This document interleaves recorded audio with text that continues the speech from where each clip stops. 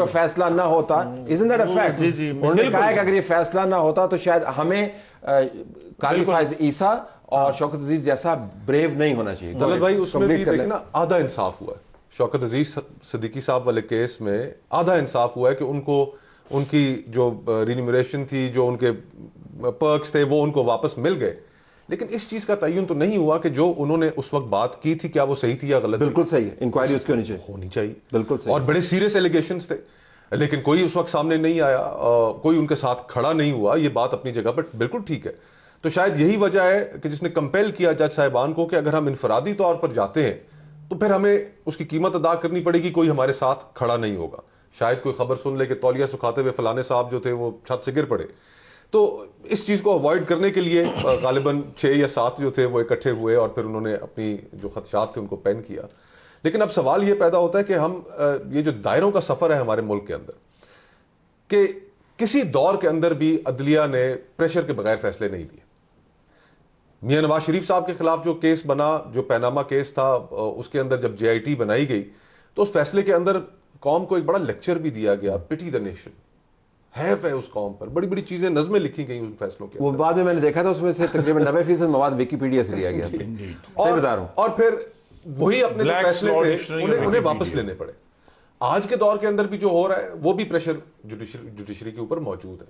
ابھی آج سے چند مہینے پہلے سپریم کورٹ نے ٹیک اپ کیا میٹر ذوالفقار علی بھٹو صاحب کا.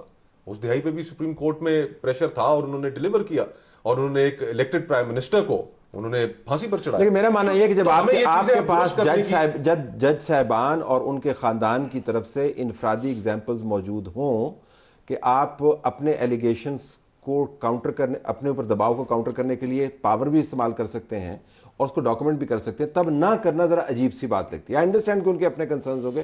جج صاحبان کیا کر سکتے ہیں جی اگر ان کے اوپر کوئی پریشر ہے, کوئی سیکٹر کمانڈر ان کو کر رہا ہے, کوئی اور بندہ پریشر ڈال رہا ہے, مطلب پولیٹیکل پارٹی جو کیمپین چلا رہی ہے اس کا بڑا ذکر ہوا تھا. ویسے کیا پریشر صرف سیکٹر کمانڈر ہی کرتا ہے یا پاپارازی پولیٹیشینز بھی کرتے ہیں؟ ذرا اس کو جج کیا کرے جی دیکھیں, جج وہ میں مینشن کر چکا ہوں کہ ان کے پاس یہ پاورز موجود ہیں. دوسرے دن ہی وہ کورٹ میں بلا سکتے ہیں, کنٹیمپٹ نوٹس جاری کریں, پروسیڈ کریں فردر, بتائیں کہ آپ نے کل مجھے اپروچ کیا, کل مجھے پریشرائز کیا, مجھے تھریٹ کیا آپ نے. اگر کوئی اس طرح کا کرمنل آفینس اس سے کانسٹیٹیوٹ ہوتا ہے تو FIR لانچ کروائیں. اب سوال یہ پیدا ہوتا ہے کہ جسٹس شوکت عزیز صدیقی کا اور ان کا کیس ٹوٹلی مختلف ہے. جسٹس شوکت عزیز صدیقی نے کوئی بالڈ ایلیگیشنز نہیں لگائے تھے, اسپیسیفک ایلیگیشن تھا, اسپیسیفک پرسنز تھے, ٹائم بتایا, دن بتایا کہ فلاں دن فلاں صاحب نے آ کے یہ دھمکی دی تھی, یہ کہا تھا. اور لیگل فورم تھا, بار کی میٹنگ تھی, لیگل فورم تھا, ٹویٹ نہیں تھا, کوئی وی لاگ نہیں تھا.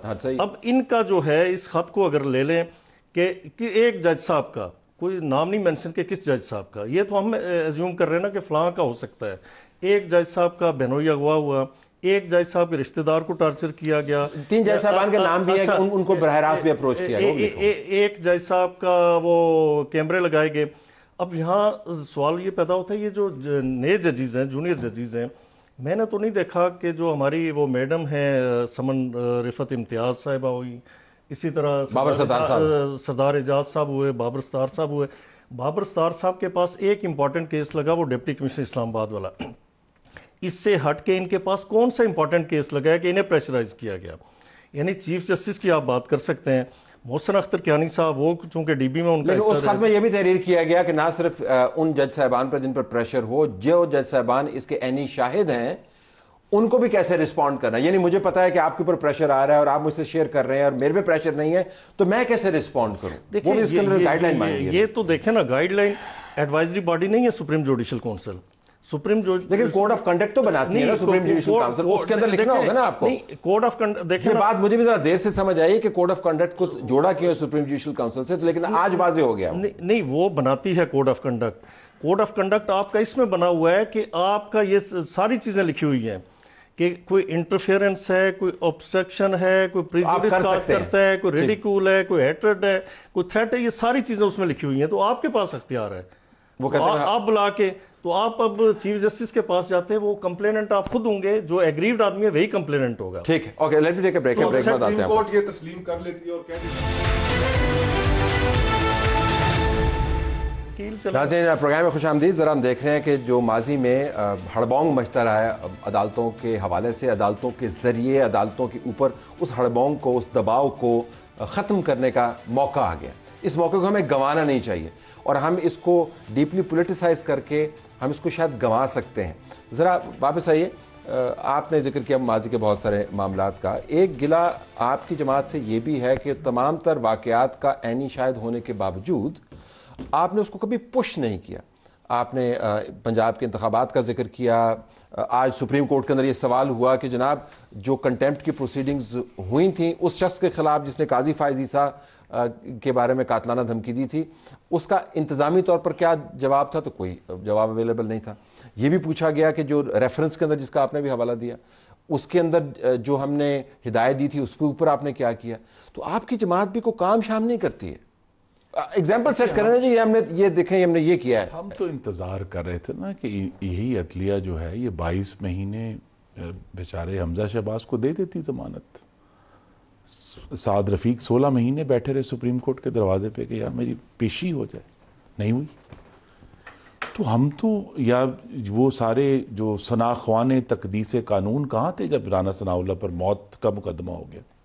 تو ہم تو وکٹمز ہیں اس بات کے. لیکن اس سے قطع نظر اب اگر ایک موقع آیا ہے، وکٹم شوڈ پش. اس سارے معاملے میں یہی کہتا پش اور اس سارے معاملے سے میں موقع آیا ہے کہ بہرحال یہ مشکل ہے ضرور، کیونکہ بیک وقت دو پروسیسز ہو رہے ہیں، judicialization of politics and politicization of judiciary. ٹھیک، بیک وقت دونوں ہو رہے ہیں. ٹھیک ہے جی. اور دیکھیں یہ جو خط ہے، میں بڑے ادب سے کہوں گا، ایک مبہم خط لکھ کر پبلسائز کرنا یہ سیاست ہے. یہ جوڈیشل مبہم کدھر ہے جی؟ کمال ہی کر دیا آپ نے. انہوں نے بیچ میں کافی اگر جی جرنلائزڈ ہے، جرنلائزڈ ہے، مبہم تو نہیں ہے. چلیں جرنلائز، ایک جرنلائز خط کو پبلک کرنا اور اس پبلک کر کے اس کے لیے پریشر جنریٹ کرنا، یہ دس از پبلک انہوں نے کیا ہے، پریشر انہوں نے جنریٹ کیا جو فون دیکھیں نا. وہی میں یہی کنیکشن میں رسن قاضی صاحب نے جوڑنے کی کوشش کر، انہوں نے بھی اپنے خط کافی پبلسائز کیا. یہ معاملہ اس سچویشن میں آ گیا ہے کہ اگر کہیں بھی پولیٹیسائزیشن ہوتی ہے تو 9 مئی ہو جاتا ہے ایک ادارے میں، دوسرے ادارے میں پولیٹیسائزیشن ہوتی ہے تو یہ خط باہر آ جاتا ہے.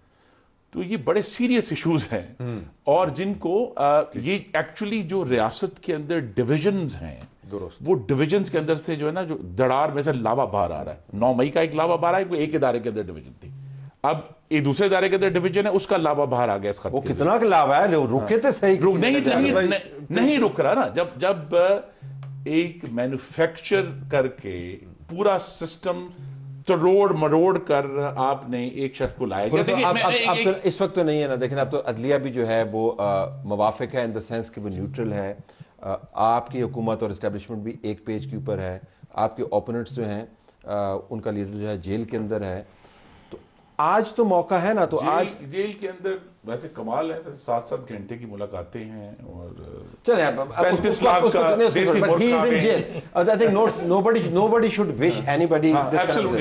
یہ بتائیں تو آپ کے آگے اسٹریٹجی کیا ہے؟ آپ کیا صرف دیکھتے رہیں گے کہ کورٹ کیا کرے گی، خود بھی کوئی معاملات کو اٹھائیں گے؟ دیکھیے ہمارے اس وقت ذمہ داری ہے بطور ایک حکومت ہونے کی، وہ یہ ہے کہ اس کیس کے نتیجے میں اگر کوئی لیجسلیشن کا طریقہ کار باہر آتا ہے، we will legislate through the national assembly and the senate کہ جو انٹیلیجنس ایجنسیز کے بیہیویئر کو ریگولیٹ کرنے کے لیے آپ کو قانون سازی کرنا ہے. کہیں بھی دیکھیں ایک ہمارے پاس ابھی تک واحد جو بیسس ہے، اس خط سے کئی زیادہ طاقتور قاضی فائز عیسیٰ کا ہی لکھا ہوا فیض آباد دھرنے کا فیصلہ ہے. اس خط سے کئی زیادہ طاقتور فیصلہ. صحیح کہہ رہے ہیں. ٹھیک ہے جی.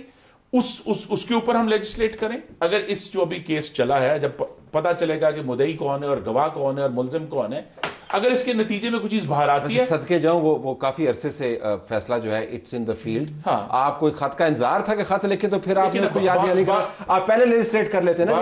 اب موقع آ گیا، ہم اس کو کریں اور آگے بڑھیں. قانون سازی پر تو پرماننٹ چینج تو لیجسلیشن کے ذریعے یہ کہتے ہیں نہیں کرنے. نہیں کرنے دیں گے. کیوں نہیں کرنے دیں گے جی؟ دیکھیں پہلی بات تو یہ ہے کہ یہ معاملے کی بات ہوئی کہ سٹارٹ کہاں سے ہوا، تو ٹیرین وائٹ کیس کا حوالہ ضرور دیجئے کہ اس وقت جو ہے فیصلہ ہوا 2 رکنی بینچ نے، 3 رکنی بینچ تھا جس میں 2 ججز نے عمران خان صاحب کے حق میں فیصلہ دیا. ایک جو جج ہیں جو چیف جسٹس عمر فاروق صاحب ہیں، انہوں نے اس سے اختلاف کیا.